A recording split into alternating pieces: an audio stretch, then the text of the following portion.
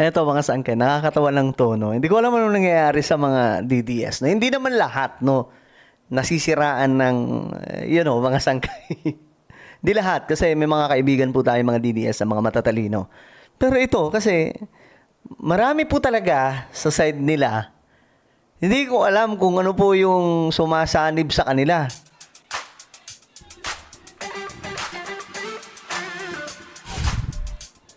So itong papakita po natin ngayon, ito po isang DDS na nag-amok mga sangkay doon po sa Senado. Okay? At para po siyang nakawala mula po sa hospital ng, alam niyo na, mga sangkay. Pag-usapan po natin to. Anyway, bago tayo mag-umpisa sa mga hindi pa po dyan nakakapag-subscribe, makikita niyo po yung subscribe button sa baba ng video na to. I-click niyo lamang po yung subscribe, i-click ang bell, at i-click niyo po yung all. Sa mga nanonood po sa Facebook, i-follow niyo po yung ating Facebook page. Okay. So, ito nga po yun, mga sangkay. Ito po yun.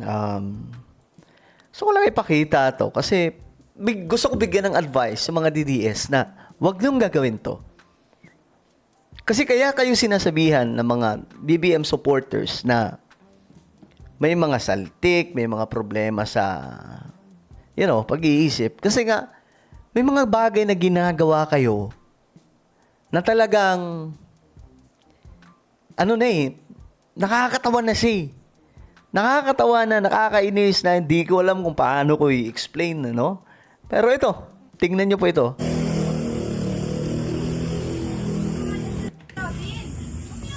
Bakit mamaya pa? 6 days ko na siya hinahanap eh. Until now, grabe na yung sakripisyo ko. Napayan ako ng tatawa. Gusto niyo makita si Robin. It's your rights. Don't touch me! Don't touch me. Don't you ever touch me! You don't have rights to touch me. Okay? Fine? You don't know my problems. You don't know my problems. I know. I get that. Okay. But don't you shout out. Don't shout me. Don't shout me. You don't have rights to shout me. Okay?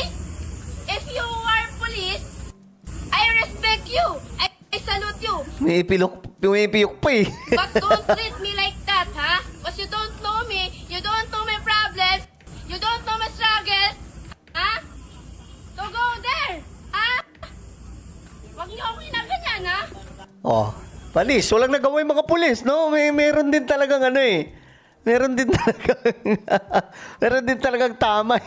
Kung gusto niyo respetuhin kayo, magparespeto kayo. Oh, panis. Oh, ngayon, nadali po sila ng isang DDS. Sino po hinahanap natin, ma'am? Si Robin Padilla. Bakit po?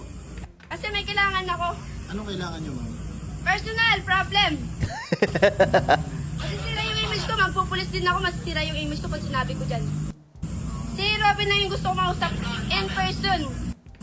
In person. I want Robin Padilla. Because he is my idol since I'm child. He is my idol. I'm always watching Mista. Mista.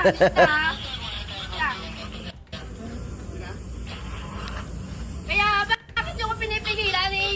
Mayroong human life tayo, di ba? Wala nagawa yung mga pulis. Gusto kong ano sa kanya, yung justice system, and then the human rights here in the Philippines. Yari, panis, diba? Ginamitan po ng panangga sa batas. Ginamit pa yung human rights. I'm here, I'm willing to sacrifice myself. Panis. Even, nahihiya na, even sinasabihan nila akong baliw. Paano ako makapunta dito kung baliw ako, di ba? Taga-saan Alam po mo, ba may kayo, gusto ma'am? kong ididimanda kasi nilalait nila ako sa Facebook. Nagiging trending ako dahil umiyak daw ako sa baong. Tsaka yung umiyak sa kabaong. Guys, ito yun. Masama loob niya kasi nagte-trending siya. Kasi yung umiyak na po siya sa kabaong. Okay, ito yun guys. Ito yun. Ito yung moment na yun. Ayan. Ito siya, oh. Ayan, yung a-acting sila dito. May humiga, oh.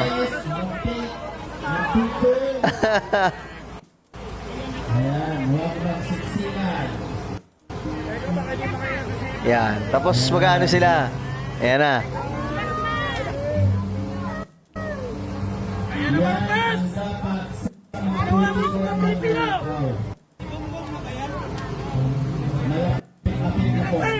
Oh, ngayon, eto na yon. Ito siya, oh. Pangalan mo, bumabasa na ako sa testo niya. I'm using you, Lord.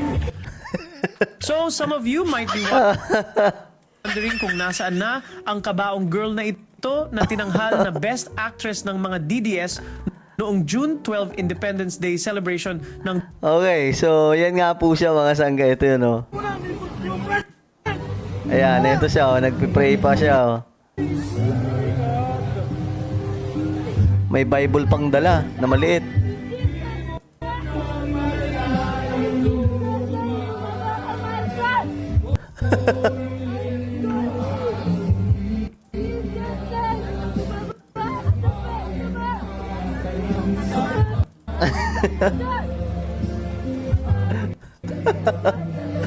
Ay, naku po, Mira. Tapos ito yung eksena. Wala na yung mga tao, di ba? Baba, ayan na, lumabas na. Lumabas na, pero siya umiiyak pa din. Ang galing niya umacting dito. Tingnan niyo.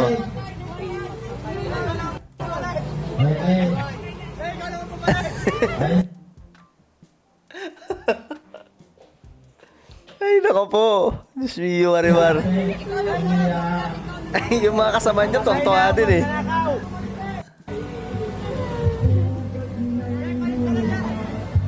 Sa panahon po ngayon, yan po ang masakit na katotohanan na ang demokrasya ay unti-unti po Grabe niyo, iyak niyo, oh. laban sa kasamaan.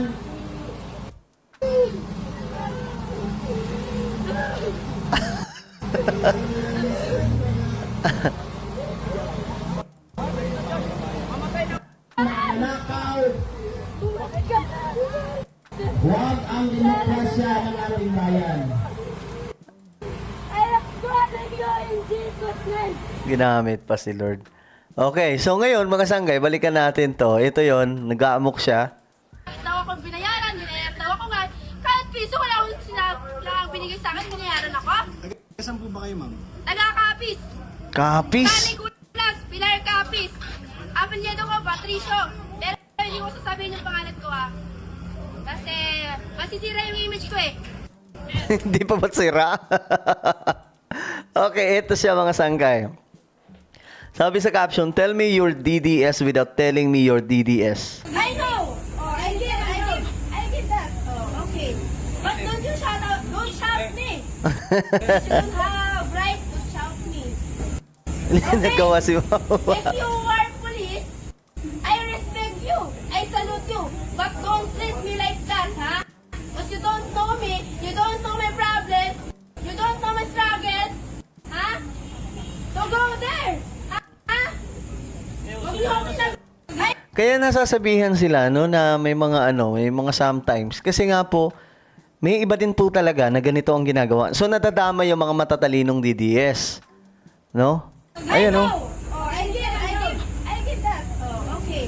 But don't you don't shout me. You don't have right to shout me. Okay? If you are police, I respect you. I salute you. But don't treat me like that, ha? Because you don't know me. You don't know my problems. You don't know my struggles. Ha? So go there. Ha? Ang kulit talaga. Pero sa labas mga sangga, ito naman nangyari. Kaya din po siguro siya nag-aamok kasi yung mga nila dito, yung mga nakabalandra na mga tarpaulin, pinagtatanggal na. Sa labas po ito ata ng Senado. Na, alam mo, hindi ako natatakot kung anong gawin niyo sa akin. Ma'am, good morning. Isa kayo sa mga Duterte supporters. Yes, Opo. I'm a DDS. I'm a Duterte supporters. Mambira no. Minsan, nakaka-cringe na po yung ganito na eksena sa kanila Nakakakikilabutan ka dahil sa nakakahiyang mga pinaggagawa. Ma'am, paano yung ngayon niligpit na ulit yung mga tents, yung mga tarpaulin po ninyo? Ngayon, mas sama yung loob ko sa ginawa nila kasi tumatawa pa sila sa ginagawa nila. Hindi nila alam yung paghihirap ng tao dito. Ma'am, nakakabala na raw 32 kasi. days, ha? 32 days. paghihirap ng mga tao dito. Pero binaliwala nyo lang yun. Kayo kaya magpuyat. Magpuyat. Nasisi pa tuloy yung iba na nagpupuyat sila dyan. Ako, napapaos na ako dito kakasalita. Wala naman kasi nag-utos sa kanya na magsalita siya dyan. Ma'am, nakakaabala na raw kasi sa mga motorista. Nakakabala? Bakit yung buhay namin hindi ba nila inaabala? Ha? Kami, kailangan namin magtrabaho pero ginagawa namin to para sa Pilipinas. Anis. Sinasakripisyo namin lahat para sa pagbabago ng bansa. Grabe, no? Nakakakilabot yung mga pinagkagawa nila. So, siguro, ang advice ko lang sa mga TDS, no? Huwag kayong ganito kasi ang tawag sa inyo ng mga dilawan, mga BBM supporters, may mga problema sa pag-iisip. Kasi, dahil sa mga eksenang ganito, marami pang ganito. Halimbawa na lamang po yung karton ni Tatay Digong, ano ba tawag doon? Basta yung karton na picture ni Tatay Digong, sinasamba na nila, pinupunasan, pinapakain. Diba mga sangkay medyo weird, no? Parang kakaiba na po yung ginagawa. Kaya kumbaga, kasi ewan ko lang kung paano kasi tawag nila sa mga BBM supporters, mga bangag. Pero tawag naman sa kanila, may mga saltik. Yun po yung So yun lang, nadadamay po yung mga matatalinong DDS dito. Alright? So ano po ang inyong opinion, guys? Comment down below. Meron tayong YouTube channel. Ito po ay Sangka Revelation. Hanapin niyo po ito sa YouTube ngayon din. Kapag nakita niyo na, i-click niyo po yung subscribe, i-click ang bell, at i-click niyo po yung all. Ako na po ay magpapaalam. Mag-iingat pong lahat. God bless everyone.